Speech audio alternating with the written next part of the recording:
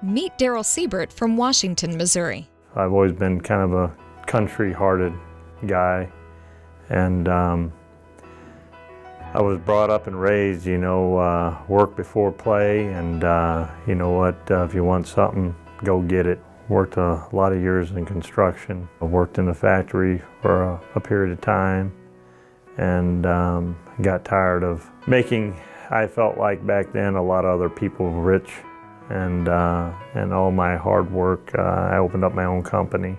Like I said, the outdoors, hunting, fishing, trapping, water skiing. It's always been very athletic, very high energy level, fast metabolism.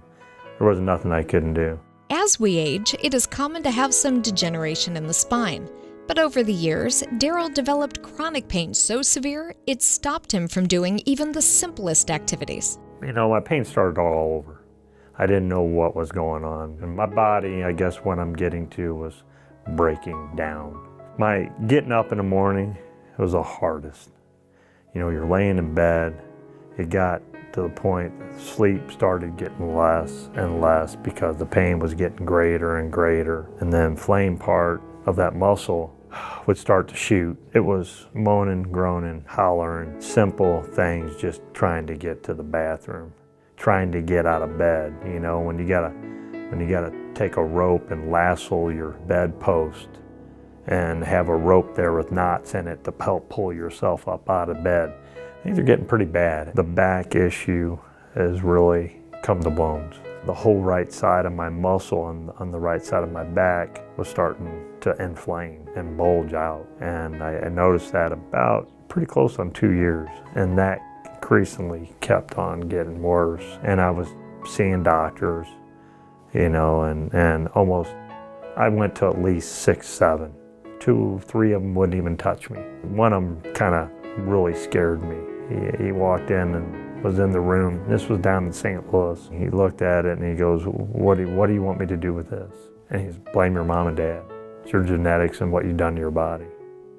I can't do nothing for you. And mentally, emotionally thinking, dang, and I'm only 52 years old. How'd I get like this? At this point, Daryl began taking a steady stream of medications, everything from over-the-counter Tylenol to prescription hydrocodone. He also visited a pain management doctor who started him on injections. The injections worked temporarily to hide his pain, but a friend implored Daryl to find a solution to his actual pain. I had a friend that's here with me now, Randy. I couldn't have done it without the guy. I can't say enough about Randy. He made a comment and said, look, you know what? My girlfriend had a couple of people in her hometown that went down to this place down in Florida. It's a minimum invasive surgery.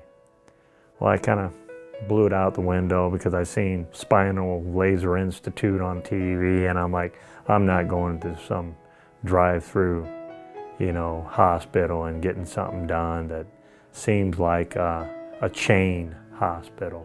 After hearing from friends how the Bonati Spine Institute vastly differs from lesser spine institutes, Daryl decided to make the call. They said, hey, get your MRIs down here, get your x-rays, get all the information that you can collect together as up to date as possible, send it to us. We'll evaluate it, we'll get back with you.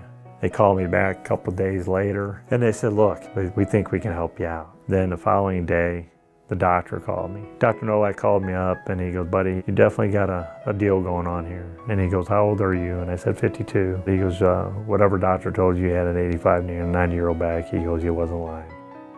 And he goes, you got a train wreck going on. He goes, you got a lot of compression. From what we see so far, you're pretty much collapsed on the right side. You're bone on bone. And he goes, I don't know how long you've been like. He goes, but we're probably going to have some more tests done to be more thorough. We want to know exactly what we're looking at. He made the trip to Florida, and his first stop was the Bonati Imaging Center to take a comprehensive set of x-rays. They probably took 12 to 15 x-rays from every angle. They were thorough. They wanted to know and see every possible angle of what possibly could be going on.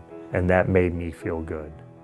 They just weren't jumping at the gun. They wanted to know exactly what they were dealing with. They didn't have to tell me. After looking at the x-rays, the nurse practitioner, Rhonda, she grabbed my attention. She was like, look, dude, whatever you've been doing to yourself, you got to stop. This is your back. I'd never seen an x-ray or film of what she was showing me. My spinal cord was completely pinched off. And she looked at me and she goes, how long have you been like? How long have you been in excruciating pain? And I said, probably at least a good year to year and a half. And they said, look, if we can open the spacing up in between your vertebrae to allow these nerves to travel through again, we're gonna decompress your back.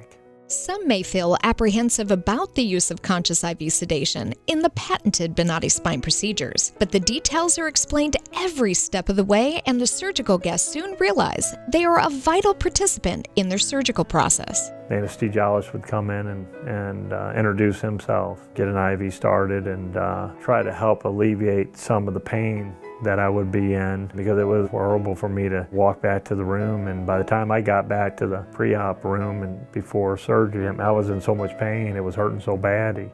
You know, they know, and they were all very compassionate, I guess is the word. I could tell that they cared. You weren't in a place that was gonna jack you up with whatever and send you out. They were there to help fix the mechanical problem at hand. I'm thinking to myself, God dang, how can I go through a procedure like this? They're gonna operate on me. I'm thinking I'm gonna be in a hell of a lot more pain than what I'm already in.